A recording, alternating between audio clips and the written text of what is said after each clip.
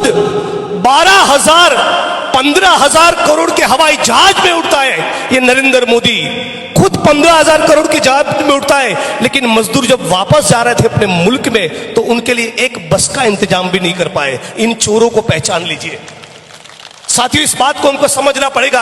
आज ये कह रहे हैं मेरी बहनों और माताओं को कि 450 रुपए में गैस का सिलेंडर देंगे। अरे बगल में गुजरात में आपकी सरकारें दीजिए ना, कल सुबह से देना चालू करो ना, तुमको कौन रोक रहा है? केंद्र में आपकी सरकार है, अनाउंसमेंट कर दो कि कल सुबह से भारत की तमाम बहनों और माताओं को 450 रुपए में गैस का सिलेंडर मिलेगा। चुनाव आया है तो बहनों की याद आई है और ये बहनों के आत्मसम्मान की बात करते हैं। ये न्यूज चैनल की टीवी की डिबेट में जाके मीडिया के लोगों को ये कहते हैं कि राजस्थान के अंदर महिलाओं के ऊपर बहुत अत्याचार हुआ।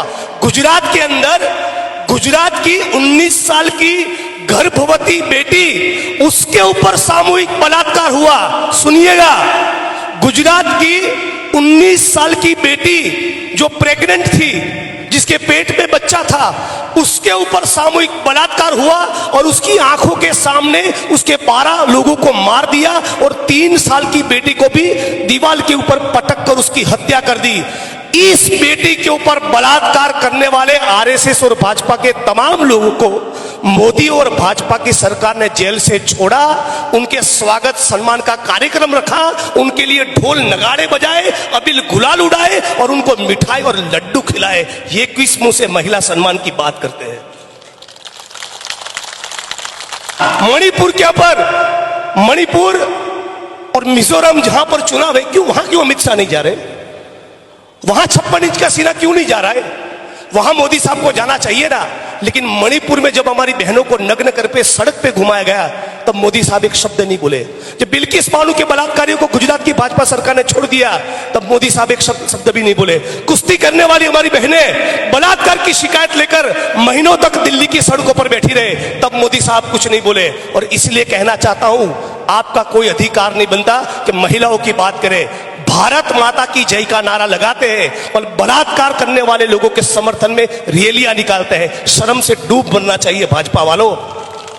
और भारत माता से अतुल भाई की एक बात मुझे याद आ रही है, जब देश में स्वतंत्रता का आंदोलन चल रहा था, ज्योतिबा फुले, रामास्वामी पेरियार, डॉक्टर बाबा साहब अंबेडकर, शहीद आजम भगत सिंह, सुखदेव, राजगुरु, अशफाक उल्ला खान, राम प्रसाद बिस्मिल, चंद्रशेखर आजाद, सुभाष चंद्र बोस, ये तमाम लोग, गांधी, सरदार पटेल, मौलाना आजाद, सभी जाति और धर्म के लोग जब स्वतंत्रता के आंदोलन में हिस्सा ले रहे थे, अपने बलिदान देने को तैयार थे, 23 साल की छोटी सी उम्र में भगत सिंह फांसी के तख्ते पर चढ़ गए, तब ये आरएसएस और भाजपा के लोग क्या कर रहे थे?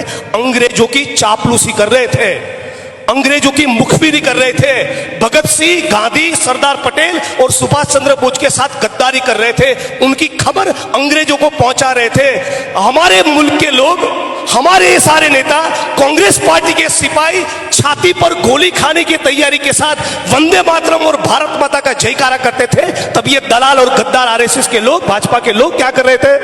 तब वो अंग्रेजों का पेंशन खा रहे थे, पेंशन। हम जब लोग गोली खाने को तैयार थे तब ये लोग पेंशन खा रहे थे। और ये लोग सड़क पर निकलकर हम लोगों को सिखाए कि राष्ट्रवाद क्या होता है।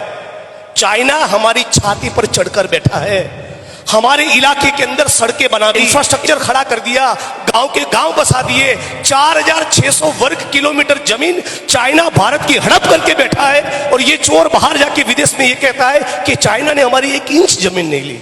बड़े निकम्मे हो यार। तो साथियों, इनकी राजनीति को समझना होगा। आप तमाम लोगों का चेहरे का नूर ये कहता है, फुलेरा का चुनाव तो आप जीत चुके हैं, लेकिन फिर भी आप तमाम साथियों को ये कहना चाहता हूं, ये स्वतंत्रता के आंदोलन का दूसरा अध्याय चल रहा है। ये भाजपा के लोग, मोदी, अमित शाह वगैरह भारत के संविधान को कुचलना चाहते हैं, भारत के संविधान को खत्म करना चाहते हैं।